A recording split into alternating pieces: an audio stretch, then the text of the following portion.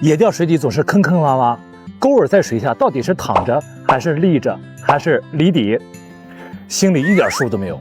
试试我这个无钩调漂法，新手小白看一遍肯定能学会。步骤简单到离谱，线组不带子线，抛竿入水，让浮漂沉入水中。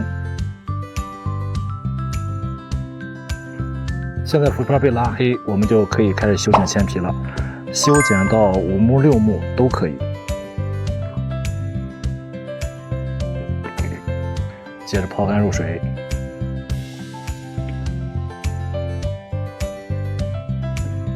这个时候一定要压缝线。好，我们现在调到了5目半不到6目啊，就这样就可以。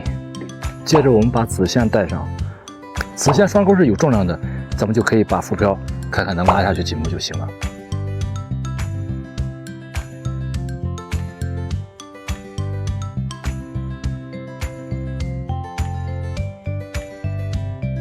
好，现在浮漂从5目半压到了剩1目，也就是说我们钩重是4目半。